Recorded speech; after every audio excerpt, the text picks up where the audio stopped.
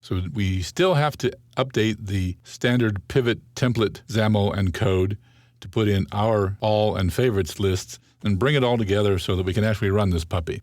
So let's do that.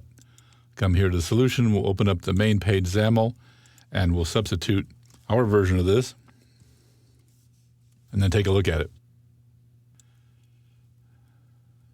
You can see we've titled our pivot control Sonnets Plus, and we've set the title of our first pivot item to All.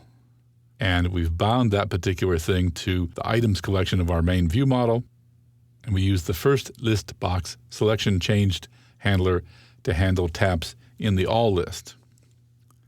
If we go look at the second pivot item, here's our second pivot item, and it's titled Favorites, and we bound it to the favorite items collection on our main view model, and we have a second list box selection changed event handler to handle taps in the favorites list.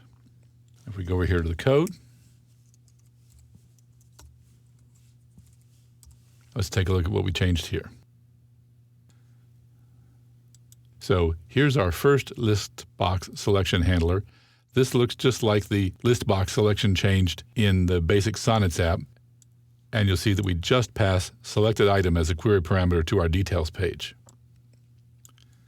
That indicates that this came from the All list. If we look at the second list box selection changed event handler, you'll see that we not only interact with the second list box, and we pass the selected item. You see we've added this from favorites query parameter so that the details page knows to retrieve the selected item from the favorite items collection on the main view model, not the items collection on the main view model. And that's it. Of course, we have our About click as we had in the main Sonnets app. We're ready to rock and roll. Let's save all this and see it in action.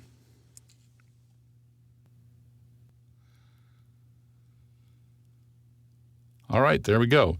Here's our pivot control. You can see we've got two lists in our pivot.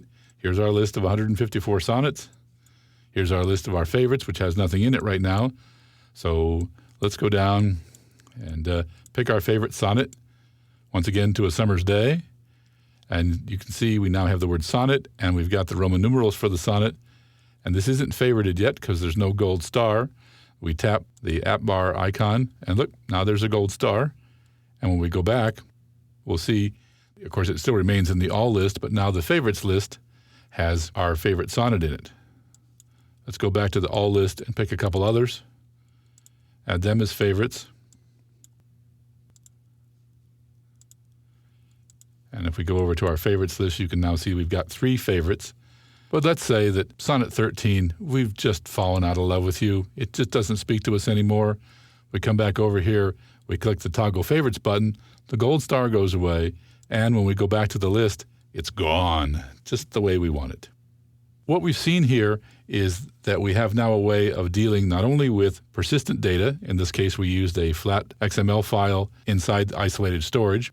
We also have seen how we can show multiple views on the same list using the pivot control, and we've shown how we can use query parameters being passed to a page to change the behavior of the page, in this case the way the details page determines whether it picks up the selected sonnet from the favorites list or from the All list. We're done with flat files in isolated storage. Next up, we're going to convert this same app to work with a database in isolated storage, which will be slightly different because we don't have to read and write the entire thing. We can update an individual sonnet one at a time.